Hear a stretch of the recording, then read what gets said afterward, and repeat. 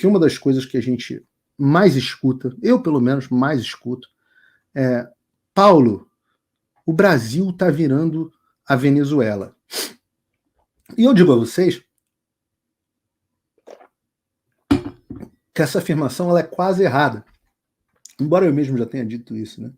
Mas em vários aspectos o Brasil já virou uma Venezuela. O Gustavo Gaia falou isso muito bem no discurso dele aqui no Congresso dos Estados Unidos. Porque, na verdade, em alguns casos, a situação do Brasil está pior do que a da Venezuela.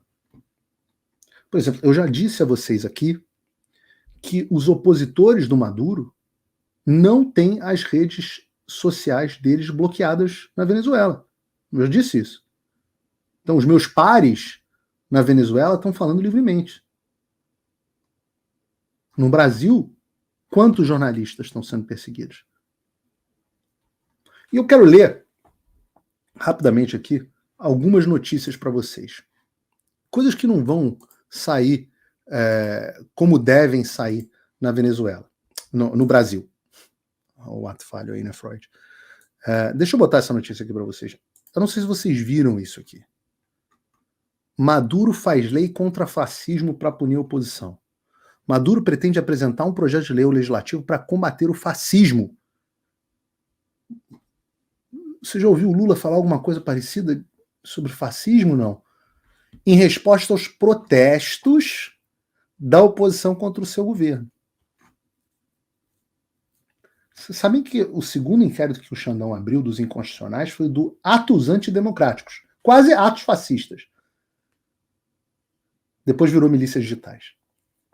Maduro anunciou a criação de um alto comissariado de Estado contra o fascismo e o neofascismo, para apresentar à Assembleia Nacional um projeto de lei contra essas expressões na política e na vida nacional.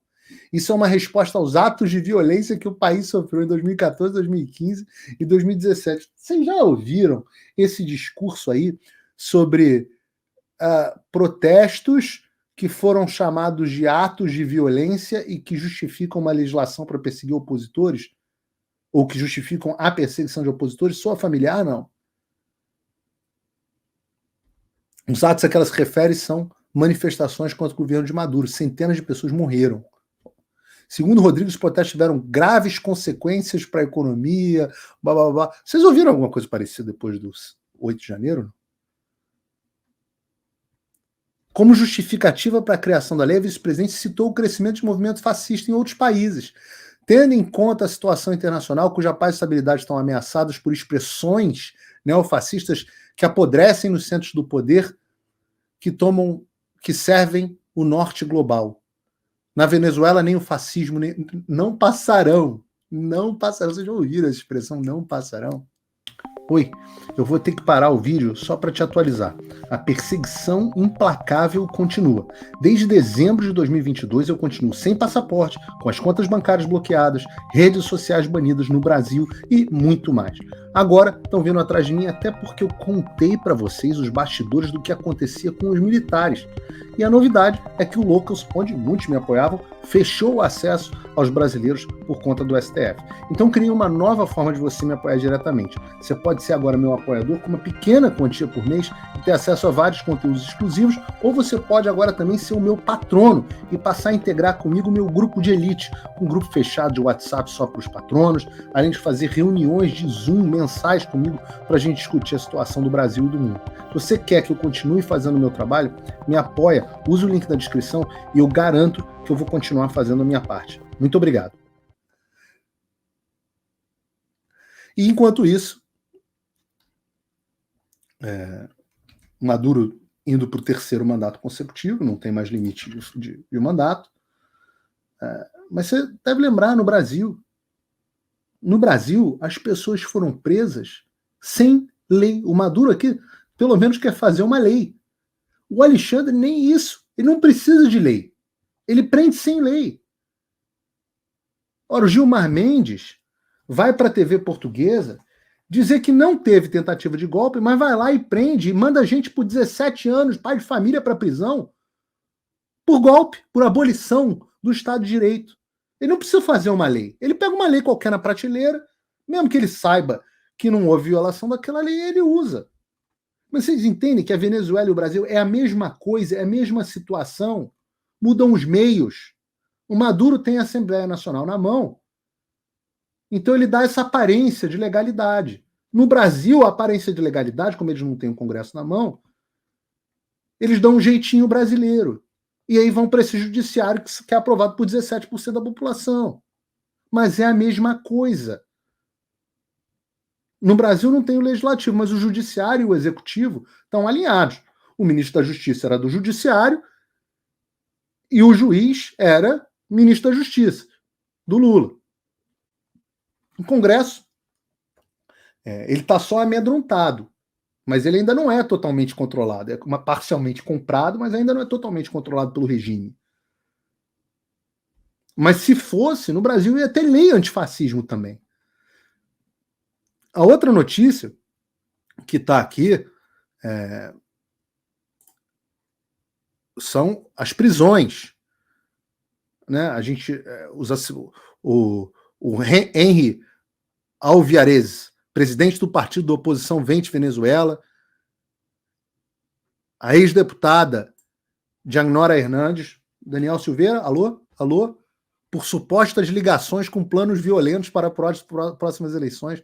No total, 7 membros do partido foram detidos. Assessores da Maria Corina Machado, que é a opositora do Maduro, e ela está inelegível. Opa, está soando familiar?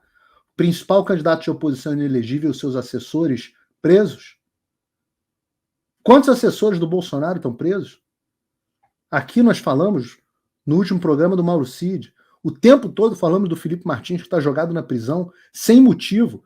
Aliás, com o Alexandre sabendo que é ilegal, que os fatos que foram utilizados para a prisão dele são mentirosos. E ninguém está nem aí.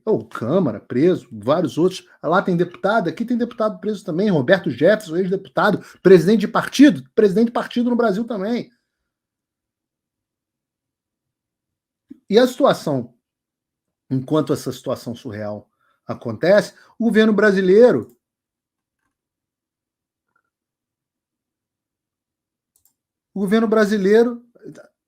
cadê o governo brasileiro? O governo brasileiro faz um mise-en-scène dizendo ai, ai, ai, Brasil e a Colômbia. Um mise-en-scène.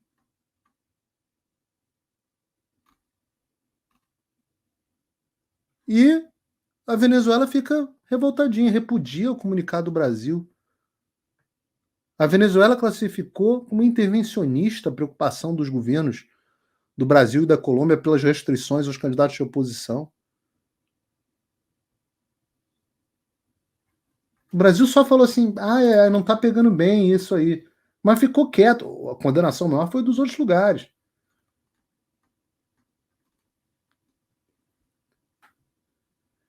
E há muita coisa para falar de Venezuela, mas a gente não pode deixar de falar sobre a questão da embaixada, porque a gente estava falando da embaixada, da suspeita do Bolsonaro se refugiando, né, na embaixada da Hungria, e na Venezuela, situação idêntica. Vários perseguidos políticos foram se refugiar na embaixada da Argentina. E daí, o que o Maduro fez? Cortou a energia da embaixada da Argentina. Tem dúvidas que isso aconteceria no Brasil, caso o Bolsonaro estivesse na embaixada da Hungria? Eu não duvido nada que o Brasil rompesse relações com a Hungria. Então isso é a mesma coisa. É o mesmo vírus. Mudam os meios. Tem vírus que pega mais o pulmão, tem um que pega mais o estômago, tem um que pega mais a pele, tem um que pega mais... Por aí vai. Manifesta em cada pessoa de um jeito. E a Argentina pedindo sanções, e o Brasil e a Colômbia ficou nesse reme-reme. Então, só para finalizar, a gente já estourou muito tempo aqui do programa, para eu mostrar um outro aspecto desse vírus, é o aspecto anticristão. Porque eu estou falando aqui de Venezuela, mas eu quero que vocês vejam o que está acontecendo também na Nicarágua, outro amigo do Lula. Elogiadíssimo pelo Lula. Maduro elogiadíssimo pelo Lula. Então, o Maduro é o da democracia relativa, vocês não se confundam. O Maduro é o da democracia relativa. O Ortega é o outro que ele elogia também. Ditadura da Nicarágua volta a proibir celebrações de Semana Santa. A Nicarágua proibiu as celebrações públicas de Semana Santa da Igreja Católica pelo segundo ano consecutivo, em meio a outras medidas repressivas que também afetaram organizações protestantes, não são só os católicos. Tradicionalmente, durante a Semana Santa que antecede a Páscoa, a Igreja Católica organiza coloridas procissões religiosas nas ruas das vilas em toda a cidade da Nicarágua. No entanto, o regime liderado por Daniel Ortega, amigo do Lula, tomou medidas para limitar essas celebrações, restringindo ao interior dos edifícios da igreja. Recentemente, a vice-presidente Rosário Murilo, esposa do Ortega, lá, a vice-esposa dele, indicou que as autoridades substituirão as procissões religiosas tradicionais por procissões populares, que propagam a ideologia comunista. Em resposta às críticas de perseguição à Igreja Católica, Murilo afirmou que se estão prendendo um padre, deve ser por algum motivo. O governo Ortega também tem direcionado medidas repressivas não apenas à Igreja Católica, mas também às organizações protestantes. Desde 2021, o governo fechou... Evangélicos aqui, né? Desde 2021, o governo fechou e dissolveu 342 organizações religiosas, sendo a maioria delas organizações evangélicas. Essas ações fazem parte de um padrão de fechamento de ONU, com 256 organizações evangélicas encerradas desde então. Vocês estão ouvindo isso? Porque eu falo que é o mesmo vírus, é a mesma ideia.